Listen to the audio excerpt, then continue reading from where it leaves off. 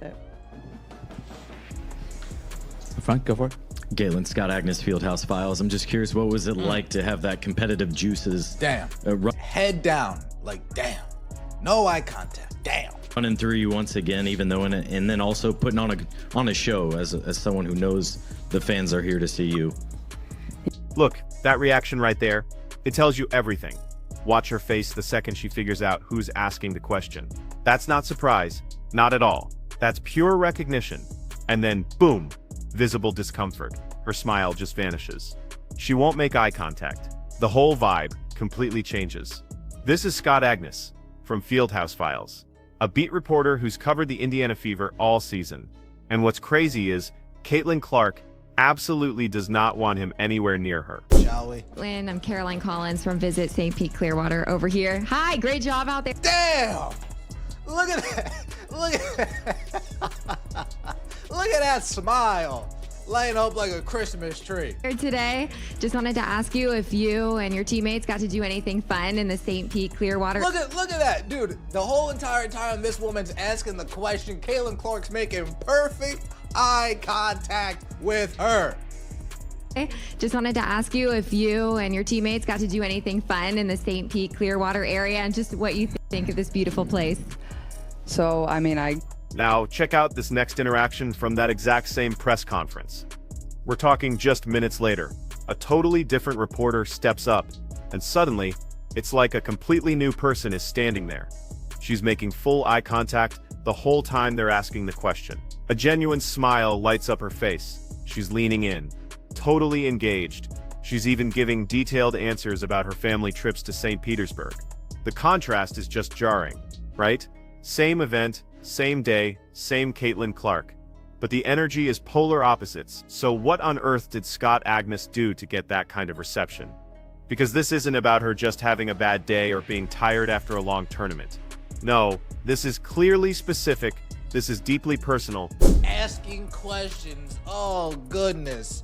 Folks, you ever have that one person that you'll be around, whether it's at work, right? Whether it was at school growing up, maybe a family reunion, a family gathering, a get-together, the in-law shows up, the cousin shows up, the uncle, the aunt, and then just instantly, as soon as they arrive, the energy just shifts, right? As soon as they show up, a dark cloud just comes hovering around that environment.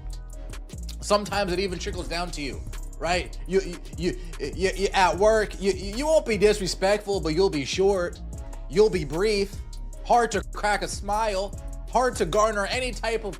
Think about this for a second. How do you react when someone you genuinely like just pops up out of nowhere? Like a friend you haven't seen in ages walks into your office, your face instantly lights up, you're excited, totally energized, just happy to see them, right? That's just human nature. We can't really control those first reactions. They're totally instinctive. But then, what happens when someone you don't trust shows up? Maybe it's that coworker who totally threw you under the bus, or that family member who always stirs up drama. Your body language shifts instantly. Your words get shorter. It's harder to even crack a smile. You're polite, sure, because you have to be. But there's just zero warmth there, and that's exactly what we're seeing play out here. Caitlin's a pro. She totally is. She's going to answer the question, but she's just not giving Scott Agnes anything more than the absolute bare minimum. Let's see what exactly transpired. I'm not going to give you some stills. Let's get it in its full context, shall we? with it. Frank, go for it. Galen, Scott Agnes, Fieldhouse Files. I'm just curious, what was it like to have that competitive juices? Damn. Head down, like damn. No eye contact, damn. Running through you once again, even though and then also putting on a show as someone who knows the fans are here to see you. I mean, just look at her body language while he's asking his question. Her head is down. She's actively avoiding eye contact. She's literally looking at the ground the whole time he's talking. Then, when she finally does answer, it's totally mechanical. Zero enthusiasm. She's just trying to get through it so she can move on to the next person. Now compare that to how she treats the reporter from Visit St. Pete Clearwater. This is someone she's never met in her life, but she's making direct eye contact. She's smiling even before the woman finishes introducing herself. She's animated she's actually volunteering extra info about her family's connection to that area. See? That's what genuine engagement looks like. The difference isn't about whether she knows them. It's about trust. And Scott Agnes clearly lost it. Her fans bringing a darkness with them, a dark cloud with them. That's one. That, she probably didn't like that. Number two, Scott Agnes taking it upon himself to reveal an injury that the team was actively hiding. And that created even more division within the fan base. Caitlin Clark has to be looking at him like, dude, the amount of shit you did to the fans that follow me, the amount of division that you cause within the fan base that follows me, I'm gonna have to let you feel it a little bit, Scott. You're not getting any cosigns out of me. You don't think Caitlin Clark knows who Fieldhouse Files is, Scott? So what happened?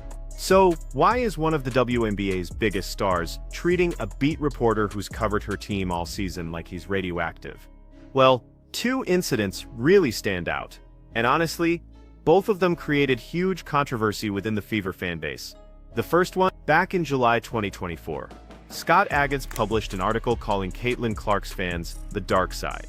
And he didn't mean just some fans or just a few problematic accounts. He literally characterized the entire wave of new support that Caitlin brought to the WNBA as a dark cloud, bringing negativity to the whole league. Now think about that from her perspective. You're a rookie, right? You just shattered attendance records, brought crazy viewership to women's basketball, and generated more mainstream attention for the WNBA than maybe any player since Diana Taurasi. And the reporter who covers your team is publicly trashing your fan base? Come on, that's not analysis, and it's definitely not constructive criticism. That's just alienating the very people who show up to games, buy jerseys, and support the league financially. Caitlin's smart enough to know that kind of narrative hurts her brand and totally divides the community around her team. Lynn, I'm Caroline Collins from Visit St. Pete Clearwater over here. Hi, great job out there. Damn! Look at that! Look at Look at that smile! Laying up like a Christmas tree. Today, just wanted to ask you if you and your teammates got to do anything fun in the St. Pete Clearwater. Look at that, dude. The whole entire time this woman's asking the question, Caitlin Clark's making perfect eye contact with her. Just wanted to ask you if you and your teammates got to do anything fun in the St. Pete Clearwater area and just what you think of this beautiful place. So, I mean, But here's the thing. That wasn't even the biggest issue. The second incident, that one cut way deeper because it was all about trust and professional boundaries. So, during the 2024 season, the Indiana Fever were actually hiding an injury to one of their key players. Teams do this constantly, right? It's totally strategic. You don't want opponents knowing your weaknesses, and you definitely don't want media speculation turning into a huge distraction. The organization made a very deliberate choice to keep that injury info internal. But what happened? Scott Agnes broke that story anyway. He published all the details behind a paywall on his platform, revealing information the team explicitly wanted to keep quiet. Now, you can totally argue that's good journalism. Reporters should break news, they should hold teams accountable, and they should give fans the info they deserve. That's a super legitimate perspective. But what's the other side? Caitlin Clark and her teammates now know they just can't trust him with sensitive information. If the organization shares something off the record, or if a player mentions something in confidence, Scott might just publish it anyway, because, well, that's his job as a journalist. That's the inherent tension between media access and media coverage. And honestly, this is where it gets really complicated, because both sides actually have super valid arguments here. From Scott's perspective, he's doing exactly what beat reporters are supposed to do. Break news, provide insider info, give subscribers content they can't get anywhere else. That injury revelation wasn't malicious, it was just journalism. And that dark side comment, while maybe poorly phrased, came from his observations of some toxic behavior within certain fan communities. He's not trying to sabotage Caitlin or the Fever, he's just trying to cover them honestly. But from Caitlin's perspective, she's watching this reporter actively create division within her fan base and expose team strategy that could actually hurt their competitive advantage. Those aren't abstract ideas, they have real consequence. When your fans are fighting each other over being part of the dark side, that's a distraction. When opponents know about injuries your team wanted hidden, that absolutely affects game planning. So go back and watch that clip again with this new context. This isn't just Caitlyn being cold to some random reporter. This is her making a calculated decision about how much access and warmth she's willing to give someone who's burned bridges with her organization. Notice, she still answers his question. She's professional enough to totally fulfill her media obligations. But there are zero extras, no follow-up details, no personal anecdotes, no enthusiasm. Just the bare minimum required, then she moves on. And honestly, that's a pretty mature way to handle it. She could have refused his question. She could have called him out publicly. Instead, she's just distant, polite, but ice cold, which sends a really clear message without creating another controversy. And get this, what makes this particularly fascinating from a media dynamics perspective. Caitlin Clark is arguably the most media-savvy player in the WNBA right now. She totally understands her brand. She knows how to work with journalists who support her narrative. She's careful about her image in ways that most 22-year-olds aren't. So when she treats Scott Agnes like this at a public press conference, that's intentional. She knows people will notice the massive contrast between how she treats him versus other reporters. She knows clips like this will circulate, and she's totally okay with that, because the message she's sending is way more important than avoiding a little awkwardness. That message is simple. If you create division within my fanbase and expose information my team wanted protected, you don't get the friendly version of me anymore. You just get professional courtesy and nothing else. Now think about what that means for other reporters covering the Fever. They're watching this interaction and absolutely taking notes. They see that crossing certain lines with the organization or alienating the fan base has consequences. Not legal consequences or formal sanctions, but access consequences. It's the difference between getting thoughtful, detailed answers versus getting the bare minimum. That's leverage. That's Caitlyn using her star power to shape how she's covered. And whether you think that's appropriate or problematic probably depends on if you prioritize player comfort or journalistic independence. Scott Agnes is in an impossible position now. He can't stop covering the Fever. That's his job. It's his platform's whole focus. But his relationship with the team's biggest star is clearly damaged, maybe even irreparably. Every press conference is going to have this tension. Every interview request is going to get the cold shoulder. That makes his job significantly hard. But here's the thing. He probably knew this was coming. When you publish that injury information against the team's wishes, when you characterize a player's fanbase as the dark side, you're making a choice. You're prioritizing the story over the relationship. Sometimes that's the right call. Some stories are absolutely worth burning bridges for. The question is whether these particular stories met that threshold. Was revealing a mid-season injury worth losing Caitlyn's trust? Was the dark side commentary worth alienating the fanbase you need for engagement and subscription? Those are the calculations every journalist covering high-profile athletes has to make. And based on Caitlyn's body language in that press conference, Scott's calculus definitely didn't work out in his favor. She's done with him.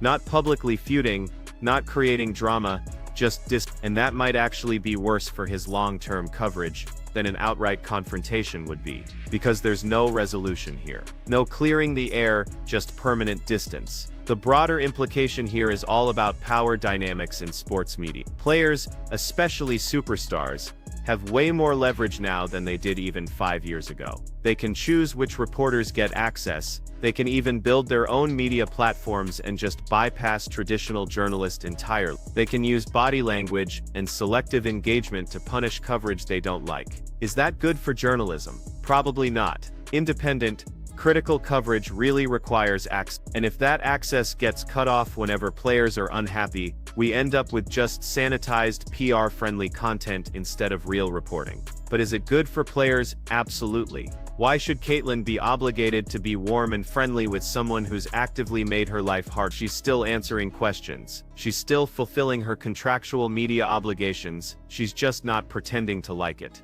This dynamic is going to continue throughout her career. As she gets more famous, more powerful, and more valuable to the league, she'll have even more ability to shape her media coverage. Reporters who want good access will have to really consider whether critical stories are worth the consequence. And reporters like Scott Agnes, who prioritize independence over relationships, well, they'll find themselves on the outside looking in. So the question becomes, was breaking those stories worth it? For Scott, maybe yeah. He got exclusive content, demonstrated his journalistic independence, and built credibility as someone who won't be controlled by player preferences. But he also lost the trust of the WNBA's biggest star, and that's going to follow him for years. For Caitlyn, the calculation is different. She's sending a clear message to every reporter covering her: respect my fan base, respect my team's strategy, or get the cold shoulder. That message will absolutely shape her coverage going forward, for better or worse. Who's right here? That's really for you to decide. Drop a comment below with your take. Should reporters prioritize breaking news even when it damages relationships with players? Or should they consider the consequences of their coverage?